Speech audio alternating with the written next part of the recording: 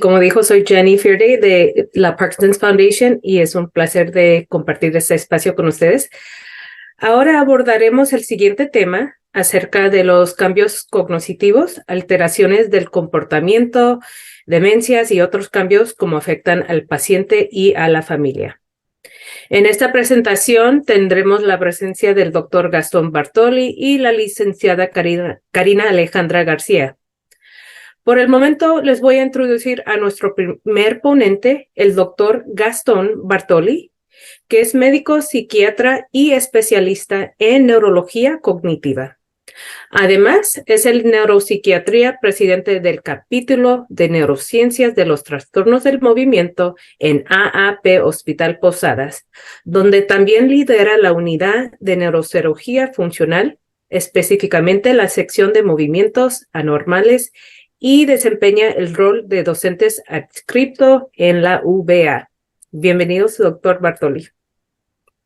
Bueno, ¿qué tal? Muy buenas tardes a todos. Muchísimas gracias por la presentación. La verdad que para mí es un honor, un año más, poder compartir con ustedes estas conferencias. Gracias a Julio, gracias a Adriana, ya que por suerte estoy participando en los 3 años que se hicieron. Vamos a compartir la pantalla.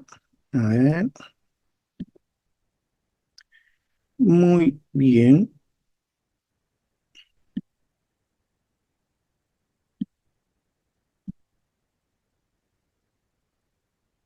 Muy bien. Bueno, la idea en este tiempo es poder hablar sobre los aspectos que van relacionados con el deterioro cognitivo, los cuadros de demencia, haciendo la diferenciación entre los distintos tipos de demencia y abocarnos principalmente lo que puede llegar a afectar en la enfermedad de Parkinson.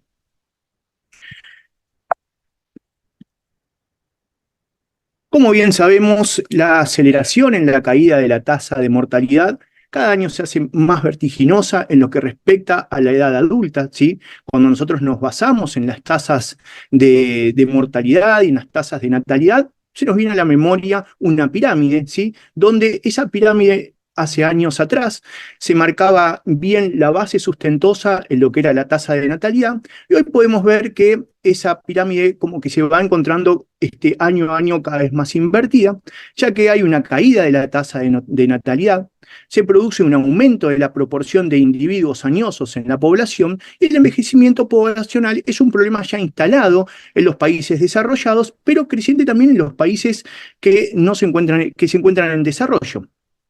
Por lo tanto, a nosotros vamos a ver que a medida que va a pasar el tiempo, esa pirámide, como dije anteriormente, con ese gran sustento que teníamos años atrás, se va a ir invirtiendo cada vez más. Es importante para nosotros poder saber el funcionamiento cognitivo, ¿sí? Ya que este funcionamiento cognitivo se va a basar principalmente en 5 dominios. Es importante tener en claro estos 5 dominios que se van a relacionar con la atención. La atención podemos definirlo como tal vez el dominio más importante, ya que cuando falla esta función, otras funciones cognitivas como la memoria, el lenguaje y la percepción se van a ver afectadas, ya que es el principio de esta gran cadena. En segundo lugar, tenemos a la memoria. La memoria tal vez la podríamos definir como la capacidad que tiene el cerebro para poder almacenar lo que se aprende o lo que se experimenta o lo que experimenta una persona día a día, para luego recurrir a dicha información cuando sea necesario. En tercer lugar, ya hablamos de una actividad mucho más compleja, que es el lenguaje. Y por último, lo que es la función ejecutiva, que ahí la podemos definir como la reguladora de nuestra cognición, pensamiento y conducta, junto con las actividades psicomotoras.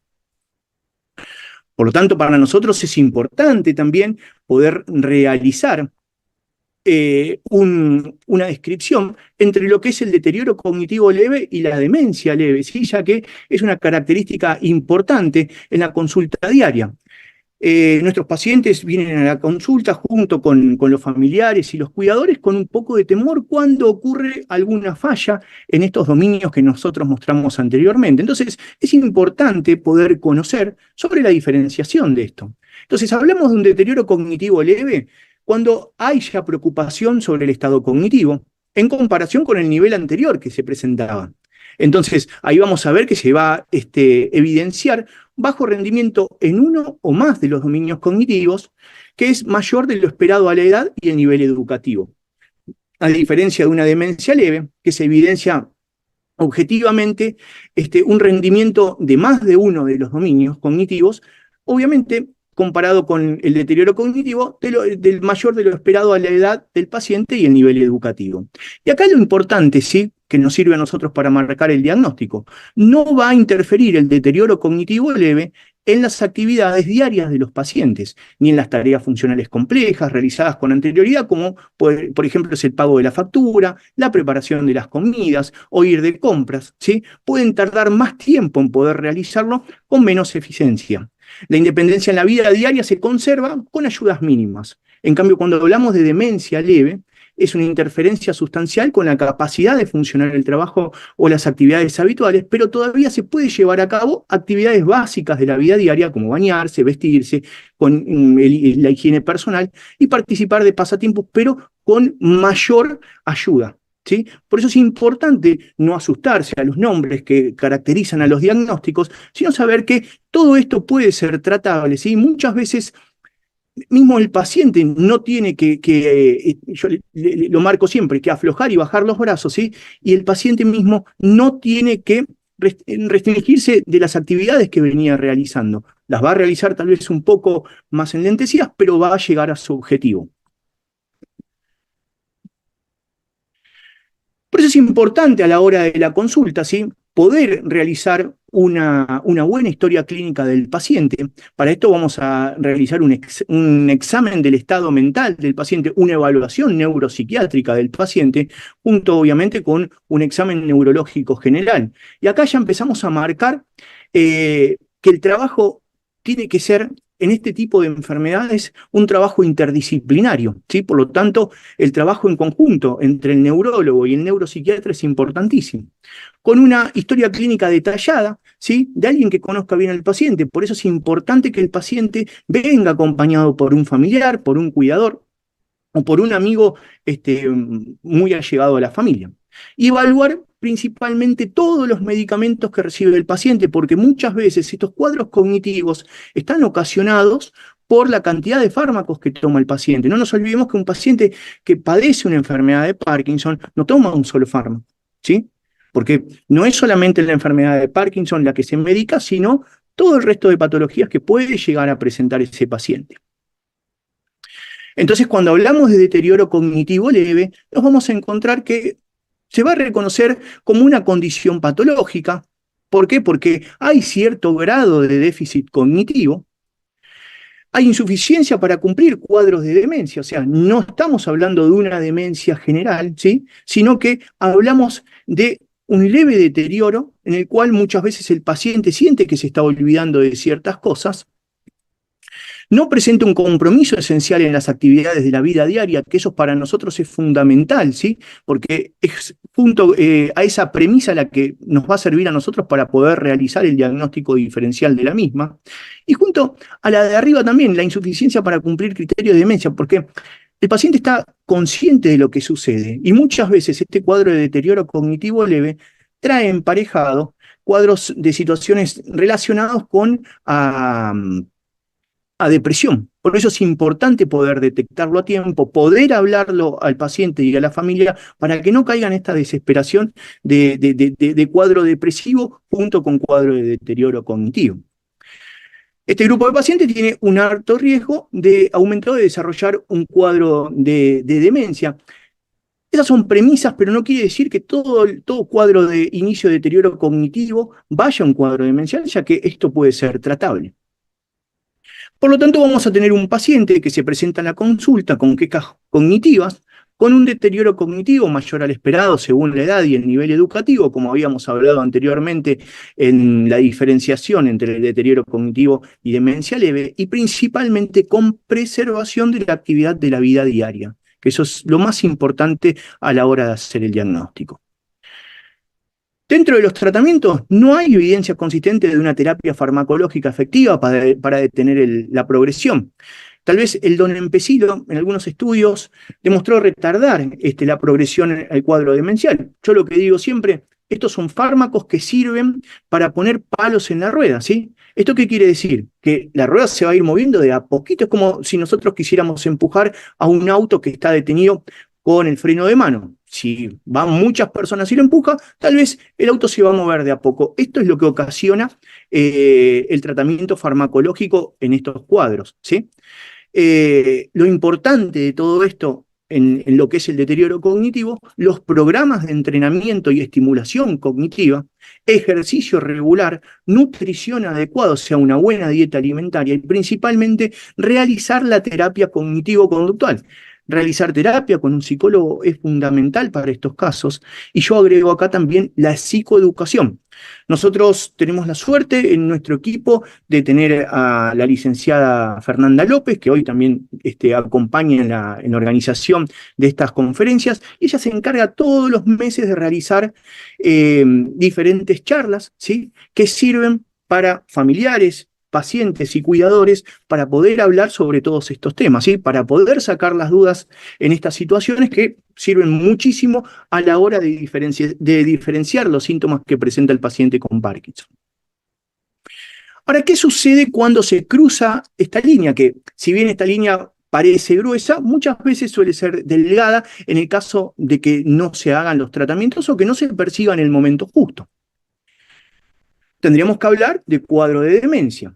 Y la demencia se caracteriza por la disminución del nivel cognitivo previamente alcanzado que afecta las actividades de la vida diaria y social de las personas. Ahora, ¿hay un solo tipo de demencia? No, nos vamos a encontrar que hay muchos tipos de demencia. Tal vez la demencia más conocida es la demencia por Alzheimer, ¿sí? Que es la primer patología neurodegenerativa crónica y progresiva, ¿sí? Que hoy por hoy se encuentra dentro de las patologías neurológicas.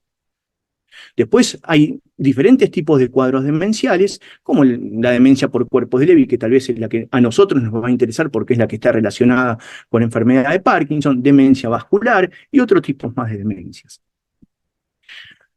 A grandes rasgos debemos saber que la demencia tiene un impacto global y de acá a unos años va a pasar tal vez a ocupar el primer lugar de todas las patologías clínicas, ya que hoy por hoy se diagnostica un cuadro de demencia cada 3 segundos a nivel mundial. O sea, que estamos hablando que en el 2015 aproximadamente padecían de cuadros demenciales casi 47 millones de personas. En el 2030 se espera aproximadamente que 75 millones de personas a nivel mundial lo padezcan, y en el 2050 131.000 personas, 131.000 millones de personas lo padezcan. Es decir, que en el 2050 estamos hablando que el 68% de la población puede llegar a presentar algún cuadro de demencia. Eso implica millonadas, hoy por hoy ya se habla de trillones, ¿sí? A nivel mundial, o sea, se estima aproximadamente 2 trillones de dólares en el 2030. Por lo tanto, vamos a ver que es una patología que día a día se agrava más a nivel mundial y que la población que tiene el mayor porcentaje, los mayores casos de demencia son las poblaciones que más adultos ancianos tienen, como es la población del continente asiático, ¿sí? Que aproximadamente casi 23 millones de personas lo padecen. Ahora bien, con respecto a los cuadros de deterioro cognitivo o demencia por cuerpos de Lewy, que es lo más relacionado, que es lo relacionado con la enfermedad de Parkinson, vamos a ver que comienza con alteraciones cognitivas que son acompañadas desde el principio, en algunos casos, o desde el primer año por síntomas parkinsonianos. Y la pregunta es, doctor, ¿todos los pacientes con enfermedad de Parkinson van a padecer demencia por cuerpo de Lewy? No, la verdad es que no. Sí puede llegar a aparecer algún tipo de alteraciones cognitivas, pero no todos van a padecer demencia por cuerpo de Lewy. Por eso, en lo que es la enfermedad de Parkinson, tienen un montón de síntomas y signos que presentan diferentes pacientes y ningún paciente es igual al otro, ¿sí? Y vamos a ver entonces que esta demencia por cuerpo de Lewy va a marcar diferencia con otro tipo de cuadros demenciales. ¿Por qué? Porque va a haber un daño en la sustancia negra, ¿sí? Estamos hablando de una enfermedad de Parkinson, por lo tanto, cuando hay este daño en sustancia negra y ganglios basales, como se puede ver en ese puntito que se encuentra justo en el centro de esta imagen, ¿sí? Que es una imagen de un cerebro. Eh, por lo tanto, va a traer emparejado rigidez, lentitud de los movimientos, temblor y alteración de la marcha, o sea, un cuadro parkinsoniano.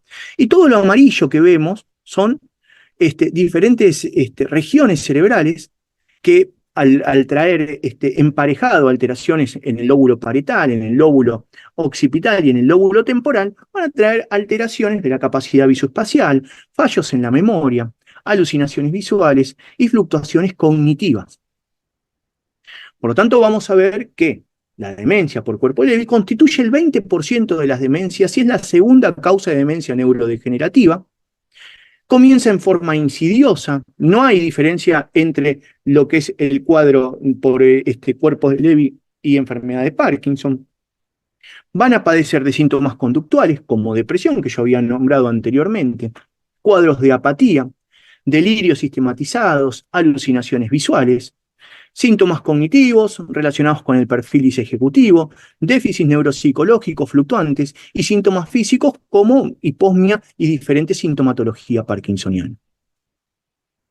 El tratamiento va a estar relacionado con los inhibidores de la acetilcolinesterasa, como habíamos nombrado anteriormente el donepezilo.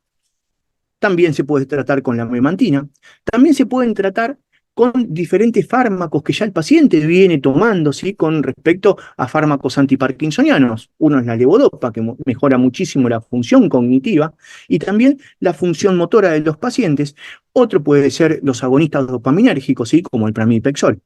Es importante el tratamiento de los síntomas psiquiátricos asociados. No nos olvidemos que hay conciencia de situación, hay conciencia de enfermedad, por lo tanto el paciente se deprime, como habíamos también tratado en las primeras diapositivas, y es importante el trabajo en conjunto con el neurólogo y con el psicólogo, ¿sí? El psicólogo que realice terapia cognitivo-conductual para poder afrontar esta situación. Otros síntomas asociados son los cuadros de trastorno de control de impulso, otros síntomas asociados son los cuadros alucinatorios, por eso es importante la evaluación del paciente en todos los aspectos, ¿sí? No dejando de lado también la sintomatología producida por los fármacos que viene tomando el paciente. Es importante la actividad física regular, ya que podría tener beneficios en la evolución del cuadro, y sin dejar de lado el tratamiento no farmacológico, que yo creo que tal vez es hasta más importante que el farmacológico, ¿sí? Y debe ser integral. Terapia ocupacional, rehabilitación cognitiva, fonoaudiología y otro tipo de terapias relacionadas con la musicoterapia, kinesiología y principalmente la psicoeducación a los familiares y cuidadores, que son los que acompañan al paciente. Yo siempre en las consultas hablo con los familiares, hablo con los pacientes y lo que uno apunta siempre es a tratar al conjunto. Si bien el paciente es el que padece o el que lleva la enfermedad, ¿sí? El resto de la familia también lo padece, ¿sí? Muchas veces se angustia, se entristece, están muy mal de ánimo, no solamente Doctor, le en la falta parte... 2 minutos. Perfecto, ya terminamos. En la parte conductual, sino también en la parte cognitiva, porque esto lleva a tener menor atención por parte de los familiares y los cuidadores. Tratamiento integral. Y a modo de síntesis, para terminar, saber que en los cuadros de deterioro cognitivo, demencia, ¿sí? Se debe realizar este tipo de seguimiento. ¿Sí? En primer lugar, realizar una historia clínica completa, realizar un examen clínico completo. ¿Qué quiere decir esto? Descartar patologías clínicas. En primer lugar, la clínica es soberana, por lo tanto hay que descartar todo lo clínico, ya sea infección urinaria, deshidratación y diferentes situaciones que lleven a cuadros de deterioro cognitivo. Realizar examen complementario, análisis de sangre, orina, resonancia magnética y evaluación neurocognitiva. Esos son los pilares para poder hacer el diagnóstico del deterioro cognitivo. La evaluación neuropsiquiátrica apoyada en diferentes escalas. Y bueno, en primer lugar, si hay enfermedad médica neurológica, tratarla. Los efectos farmacológicos, como nombré tanto en estas charlas, retirar si el paciente está con clonazepam, alprazolam y diferentes benzodiazepinas que van a agravar mucho más el cuadro cognitivo, ¿sí? Y el tratamiento farmacológico y no farmacológico del paciente son esenciales, como también el acompañamiento a los familiares y cuidadores. Muchísimas gracias por este tiempo Y bueno, pasamos a la segunda disertación y dejamos tiempo para las preguntas.